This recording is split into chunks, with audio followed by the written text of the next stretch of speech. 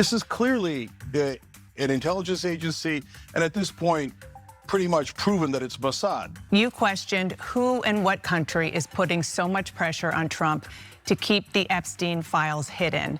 And you included a picture about donations from pro-Israel lobbying group AIPAC. In this breakdown, we're diving headfirst into a heated segment involving Cenk Uygur, Dana Bash, Marjorie Taylor Greene, Ben Shapiro, and several commentators tearing into the Epstein-Israel intelligence connection. We're going to cut through the noise, call out bias, expose hypocrisy, and highlight where the arguments land or crash. This is not both sides. This is who's actually making sense, who's dodging, and who's clearly covering for someone. Think of this as if Piers Morgan hotly debates Destiny and Hassan, but instead the topic is Epstein, Mossad, blackmail networks, Congress, and everyone pretending not to know anything. That's where we are. So let's get into it and let's find out the real truth. Marjorie Taylor Greene is making pretty clear what she thinks is happening here. Here she was blaming Israel for Jeffrey Epstein, again, without any evidence. And if there's evidence, present it. I'm all in favor of all Jeffrey Epstein files being released, all of it, no evidence whatsoever, because she doesn't like Israel and also because she has some peculiar views, shall we say, about Jews. This is clearly an intelligence agency, and at this point, Right out the gate, the clip opens with a bold claim that Epstein was basically operating as an intelligence asset, pretty much proven to be Mossad. Whether or not the evidence rises to proven, the connection is undeniably strong than what mainstream hosts pretend. This sets the tone. Someone is finally saying the quiet part out loud, while CNN hosts like Dana Bash act offended that anyone even asks the question. This is where we need to realize that nobody reaches without state backing, and Epstein had the support of our government. That is the scary part. pretty much proven that it's Mossad. DropSite News has Ehud Barak's emails where they are Epstein and the former Prime Minister of Israel are conspiring to get America to bomb Syria and to get America to bomb Iran. And for someone to think that it's got to be about Israel, then you have to say that both sides are covering for Israel. And I don't think so. I don't think that the Democrats were as in love with Israel. Definitely. This morning, Cenk explained Jeffrey Epstein's ties to the Israeli government live on Piers Morgan Uncensored. And we've got more on this developing story. But Cenk, on that conversation specifically, what's your 2 cents here? I love how he thought it was going to be a gotcha, like, oh, then both sides would have to be working with Israel. Duh. Of course, 90% of Congress gets donations from the Israeli lobby. They happen to coincidentally vote with Israel 100% of the time, but apparently that's news to Officer Tatum. Okay, apparently he wasn't a detective. Okay, so we're gonna show you how Dana Bash is slightly outraged by this, but internally she seemed to be very outraged by the mere suggestion. So let's have that conversation. Yeah, for one, I'm shocked that there's gambling going on in this establishment, Cenk. But Cenk isn't the only one debating Epstein's ties to Israel. We're about to show you an exchange that Representative Marjorie Taylor Greene had over the weekend with Dana Bash. But keep in mind that Bash's ex-husband, Jeremy Bash, was connected to an Israeli spy who stayed at Epstein's apartment for 3 extended periods of time. More on that later. For now, let's watch Greene and Bash. Take a look. I do want to ask you about something you posted just yesterday on X. You questioned who and what country is putting so much pressure on Trump to keep the Epstein files hidden. And you included a picture about donations from pro-Israel lobbying group AIPAC. What are you trying to say there? Well, I think it's the question that many Americans are asking, especially when we saw information recently come out in these emails that the Oversight Committee that I serve on has released. And we saw Jeffrey Epstein with ties to Ehud Barak. We saw him making business deals with them, also business deals that involved the Israeli government, and seems to have led into their intel agencies. And I think the right question is to ask is, was Jeffrey Epstein working for Israel? And I'm proud to say I don't take money from AIPAC. I don't take money from any special group of people. I'm just representing my district and the American people. And so that's what I was referring to. No, that wasn't all. Here is more of their exchange. Take a look. I just want to be clear. Are you saying Israel is pushing the president of the United States to cover up the Epstein files? And what evidence do you have? Dana Bash tries the classic establishment tactic. Accuse the critic of anti-Semitism so you never have to address the evidence. Her question isn't journalism. It's a shield for Israel. TMG, despite her usual nonsense, actually looks measured here, something CNN did not expect. Bash instantly tries shoving the conversation back into, you hate Israel, therefore you can't be right. But the facts MTG states, they're real, they're documented, and they're provided by the same oversight committee Bash ignores. It's unfortunate this is where Bash drops the mask, unveiling her real goal. Shut down the question and not answer it. And that is what the problem in politics continues to be. That is the case. I simply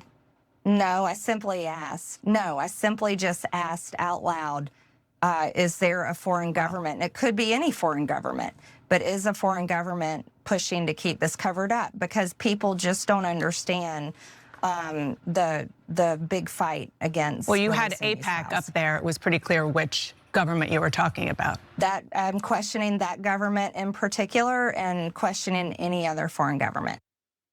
Now, we're going to get in a second to Dana Bash's ex-husband, Jeremy Bash. But to be clear, on Dana Bash specifically, she has spent the last 3 years now, or 2 years, demonizing Palestinians, presenting false equivalencies, trying to deflect from what Israel has been doing in Gaza. As a host on CNN, she has repeatedly interjected on behalf of Israeli interests on her own, not saying she's doing it on behalf of them, but you must consider her perspective when she talks about topics like this. Now let's talk about Jeremy Bash. This section is where the video blows up the narrative. DropSite News uncovered a Mossad officer living at Epstein's Manhattan residence, Ehud Barak visiting Epstein 30 plus times, Epstein arranging meetings for the Israeli officials, Epstein brokering deals benefiting Israeli intelligence, Jeremy Bash, yes, Dana's ex, facilitated access for Israeli power players. This is real documentation, but mainstream hosts refuse to touch it because it implements Israeli intelligence networks, and that violates an unspoken media rule. CNN isn't confused. They're just covering, whether it be for them or for the Israelis. According to DropSite News, between the years of 2013 and 2016, an Israeli intelligence officer named Yoni Koren lived at Epstein's apartment 3 separate times. He worked directly with Mossad during his career. In the 90s, Koren coordinated with U.S. officials such as Colin Powell. In 2015, Koren helped arrange a meeting between former Israeli Prime Minister Ehud Barak and former CIA Director and Secretary of Defense Leon Panetta. That meeting was arranged with the help of Jeremy Bash. By then, Bash had already finished his terms as chief of staff for the CIA from 2009 to 2011, and the Department of Defense from 2011 to 2013. He and Dana Bash separated in 2007 after about 10 years of marriage. Bash took care of the arrangements for Barak and his family to get access to secure facilities in the White House and the Pentagon. Bash was by then a private citizen, and he had started his own consulting company, Beacon Global Strategies. But he still enjoyed high-level access to the White House and U.S. defense establishment. That's strange, Cenk. Why is someone who has a consulting company allowed to just freely roam the White House? Yeah, it's awfully strange. There's a lot of strange activities when it comes to Epstein. Texting Democratic Congress people in the middle of hearings, telling them what to ask. Being buddy with the former top economic advisor to Obama and Clinton, Larry Summers. Now with this Jeremy Bash guy, he says, oh yeah, do the former Prime Minister of Israel a favor for me. And Jeremy Bash is like, right away, Mr. Epstein. Certainly, Mr. Epstein. And he arranges a tour. What is going on here? So like Dana Bash pretends to be outraged there, and I'm sure that she is actually outraged because she thinks it's unthinkable. But then Dana, you tell us, why are all these people in both the Democratic Party and the Republican Party doing massive favors for Jeffrey Epstein? Is it blackmail? Is it just normal campaign contributions? Is it that he's working with a foreign government? I mean, you tell us. The circumstantial evidence is overwhelming, so I'll give that case in a second, okay? But they notice that people like Bash never give an alternate explanation. They're just always huffing and puffing about like, you can't say it's Israel. Like that conversation she had with Marjorie Taylor Greene, I feel like she thought, oh, beautiful, I got her to say it, that's it, her career is over. She said that it might be Israel that's directing an American president. That's it, cancel her, everybody, we're done with her. No, you're not getting it, Dana. Nobody's canceling her. No one cares anymore, okay? You're only canceling people in your own head. It's not working at all anymore. Now, look, we're a fair show. I don't think what Jeremy Bash did should be on Dana Bash. They're two different people. Even if they were still married, it's not on her. And they've been divorced and divorced for a while. I don't care about their personal lives. So Jeremy Bash is doing something wrong with Epstein is a different story. Dana Bash supporting Israel 2,000 times over on air and being outraged at the suggestion that Epstein and Israel might be connected is a different story. Okay, so now on that one, she's like, what evidence might you have? Okay, first of all, we have all the evidence from DropSite News that shows, yes, Israeli spies lived with Jeffrey Epstein for different stretches at a time, for long stretches at a time. Ehud Barak came over 30 times. Ehud Barak couldn't get meetings with Vladimir Putin. He asked Epstein to do it. This is a former Prime Minister of Israel. Epstein goes, oh, don't worry, I'll look into it with my sources. And voila, he gets a meeting with Ehud Barak and Putin. He's what literally, you know who can do that? I don't know, is there 5 people, 10 people, 20 people in the world that have that kind of power? That means he's one of the most powerful men on earth. So the idea that he might be connected with a government is absurd. The idea that he is not connected with a government is absurd. And he's in the emails, Ehud Barak's emails, talking about, oh, let's try to get America to bomb Syria. Let's try to get America to bomb Iran. But I'm sure Dana Bash is gonna do a segment on that, right? I'm sure CNN is all over the airwaves talking about that, right? Is the reporting true or false? You know the reporting is true. That's why you're not doing a segment on it. Isn't it weird that they're purposely covering up a massive, fascinating story that solves the mystery of why Epstein was so powerful? And Dana, you can go and call it a trope and do whatever you want. And again, no one cares anymore, right? Oh, we canceled you already. We called it a trope, okay? I don't care what you called it. The Israeli lobby donates to 90% of Congress. Those folks vote with Israel 100% of the time. Prove me wrong. And so if that's true, which it is true, then does that entity, no matter what it is, by the way, there's several different entities that fit that bill. Big pharma, big oil, defense contractors, but yes, the Israeli lobby is one of them. And does the Israeli lobby totally control 90% of Congress? Obviously. No, how dare you say that? Well, completely true. You have been canceled in my mind because I find it to be a trope. Is there a trope about big pharma? Am I not allowed to say that? Am I being anti-pharmacist? I don't care what you think. I care about journalism. And it's obvious that Bash is not doing that. But to be fair, here she gave Marjorie Taylor Greene a forum. Marjorie Taylor Greene made her points and she appears to be completely correct. And Bash, as usual with her skepticism and huffing and puffing, is not correct. And so, by the way, if I'm misrepresenting her, and I've read too much into her past context in this particular clip, I'm very happy to have a civilized conversation with Dana Bash. My guess is she's not happy to have that conversation, because if you have a conversation about Israel, you can't, because everyone in the conversation has already been canceled if they criticize Israel. And I'm sure that she'll be outraged by facts and journalism. Okay, well then, You shouldn't call yourself a journalist. Yeah. So for me, I think this is a risk here when you have, or not being a risk, but just a possibility in a scenario that, activists, organizers need to consider when somebody like Marjorie Taylor Greene with a history of anti-Semitic comments does make a pivot and changes her tune on, something like this, right? Anything that involves Israel. It's an easy layup for somebody like Dana Bash or Jake Tapper, whomever, to just, well, what do you mean by that? Insinuating, oh, you're only doing this because you're anti-Semitic. And now we can talk about this topic and say, yeah, no, it's clear there's a link here. But for her, it's an easy target and a distraction. I mean, this is a host who has allowed people to come on her show for years to insinuate that pro-Palestinian protests were anti-Semitic inherently, that the phrase "Free Palestine" is a call for violence against Jews. I mean, the list goes on, and we rolled our eyes, we pulled out our hair for years. But in a situation like this, it's not so much that the message is wrong; she's just not the right messenger for it. But they don't really care about that. If in fact they would rather have somebody like Marjorie Taylor Greene on there, so they can just quickly shut it down, insinuate she's only doing it because she's anti-Semitic, and then move on. If they really cared about getting to the core issue here, really drill down into the story, they would invite Ryan Grimm, or they would invite anyone else from DropSite to come on and talk about it. But they won't do that. They don't really care. If anything, they want to deflect from it. So you can see the bias in how they select guests, topics, and framing.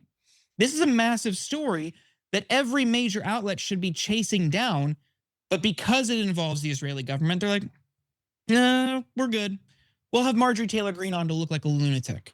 That's it. Yeah, except she doesn't. She looks perfectly reasonable in that case. So sad day for them. Look, guys, I mean, I said I'd be happy to discuss it with Dana Bash, and she could shred me and have all of her evidence that it's obviously not Israel. They're never gonna have that conversation. But forget that. Jordan's right. Just have Ryan Grimm on. He's a reporter. He broke the story. And by the way, if the story is wrong, then grill Ryan and show that he's a terrible anti-Semite and those are not real facts. But they're never gonna have that conversation because that conversation shows indisputably it was Israel. And the very, very last thing that CNN wants you to find out is that it's Israel. Partly because all their stories, we've talked about this before, any story related to Israel for CNN has to run through their bureau in Israel. Why? What an insane thing. Imagine if they're like, okay, we're gonna report on Russia and what they're doing in Ukraine, but we can't report anything unless the Russians approve it. So we're sending it to our bureau in Moscow and have them approve it before we report it. But for Israel, they don't think that's weird. They think that's normal. No, it's not normal. It's super weird. And yes, they have enormous power in this country. And if you're saying otherwise, you're doing the opposite of journalism. You're trying to cover up facts because you're biased in favor of one particular country. Super obvious. Marjorie Taylor Greene is making pretty clear what she thinks is happening here. Here she was blaming Israel for Jeffrey Epstein, again, without any evidence. And if there's evidence, present it. I'm all in favor of all Jeffrey Epstein files being released, all of it, no evidence whatsoever, because she doesn't like Israel and also because she has some peculiar views, shall we say, about Jews. I too dislike Israel deeply because its government is a genocidal, disgusting government that has a military that has committed atrocities, genocide, and all sorts of horrible, horrific, inhumane behavior and activities, using American resources to do it, by the way. But regardless of that, I don't judge my opinion on the Epstein files based on how I feel about Israel. I base it on the facts. And in fact, there's been quite a bit of reporting in recent weeks that ties a direct link between Epstein and the Israeli government. But Jake, what are your 2 cents? Yeah, my 2 cents is that DropSite News already broke the story about how Jeffrey Epstein was working with Israel. What did Jeffrey Epstein want America to do? Ben Shapiro won't tell you, but we will, and we'll show you why he's obviously preposterously wrong. And you all know what he's gonna say. Everybody's an anti-Semite. All right, well, for those who are interested in being smeared as anti-Semites because they believe in the truth, let's get to the details. So the clip that you just watched featuring Ben Shapiro was from yesterday's episode of his show, which was titled "Trump Ends MTG's Career," which is a little bit out of touch if you ask me, but nonetheless. A lot out of touch. As you already saw, Shapiro denied that Epstein has ties to the Israeli government, but DropSite. How would he know? Well, How would he actually, know? I think he probably does know and is intentionally lying to us, but we'll put that aside for now. I don't know what's in his head. Maybe actually, you know what? I want to be better. I want to be better than that. I'll be generous and take his word for it and just assume that maybe he doesn't know about this reporting. But okay, I wouldn't come out and tell you, I am positive that the Turkish government has nothing to do with Jeffrey Epstein. How would I know? I'm not positive about anything because we haven't seen any of the files. We don't know any of the evidence. How do you know they didn't do it? How do you know Saudis didn't do it? How do you know the CIA didn't do it? But you seem absolutely certain, Ben. How would you gain that certainty? So let's get to some of the headlines that were featured over at DropSite News because they poured over the Ehud Barak emails to Epstein, which of course were leaked as part of a hack. They also reported on the various documents and emails that were released by both Democrats and Republicans in the House Oversight Committee. So with that in mind, I mean, this is based on hard evidence. They were able to report the following stories. Epstein helped broker an Israeli security agreement with Mongolia. Interesting. Epstein helped Israel build a back channel to Russia during the Syrian civil war. That's not all. Epstein helped Israel sell a surveillance state to the Ivory Coast. Here's this other one, by the way. That's weird. He seems to be working with one particular country. Quite a bit. An Israeli spy stayed at Epstein's Manhattan residence for weeks at a time. That was a story that I reported on just last week. And then today, oh wait, there's more. Oh no, there's one more that was published today. Jeffrey Epstein pursued Swiss Rothschild Bank to finance Israeli cyber weapons empire. Epstein to Ehud Barak. Ariane de Rothschild said to me, if Ehud wants to make serious money, he will have to build a relationship with me, take time so that we can truly understand one another. It's pretty incredible how many deals he engaged in on behalf of Israel, a country that Ben thinks Epstein had no ties to whatsoever. So look, what's amazing is that it's the emails are indisputable, and I've now said this a bunch of times because I'm blown away by it. Epstein could get a meeting with almost any world leader. Mongolians, no problem. Ivory Coast, no problem. Vladimir Putin, no problem. And in fact, Ehud Barak not only had trouble, the former Israeli prime minister, getting those meetings, but Epstein, more deeply connected to the Israeli government than even the former prime minister, could get those meetings at the drop of a hat. That means he was one of the most powerful men on earth. And literally every single instance is him helping one country. And it isn't Mongolia, and it isn't the Ivory Coast, and it isn't America. It's Israel. So there's no question anymore. You could say, look, I don't know that Epstein was being paid by Mossad or technically worked for Mossad, but you cannot say that he wasn't working with Israel. And by the way, what was his top objective? Well, he had a lot of objectives, but certainly one of the top objectives in the emails is getting America to bomb Syria and getting America to bomb Iran. Oh, look, those are the two things that Israel wanted most. And there's Epstein working with Israel to do the thing they want, which is for America to fight their wars for them. That's not a trope. That's literally what they did, and it's in their own emails. So did Marjorie Taylor Greene plant these stories and just make up an entire narrative about Epstein's ties to Israel because she dislikes Israel? Or could it just be that these documents, these emails, everything that's been released through the House Oversight Committee that DropSite News has been poring over confirms something that's been long suspected, that Epstein was working with the Israelis? So let me give you some more information here. So Shapiro doesn't think that Epstein had any connections to intelligence, period. Oh no, he knows. He knows. How do you know, Ben? There's evidence presented. I'm all in favor of all Jeffrey Epstein files being released, all of it. The reason I think the president didn't want all of that released is because he was tired of talking about it and because his own FBI had told him there was no there. But I'm all in favor of more transparency on the Epstein files.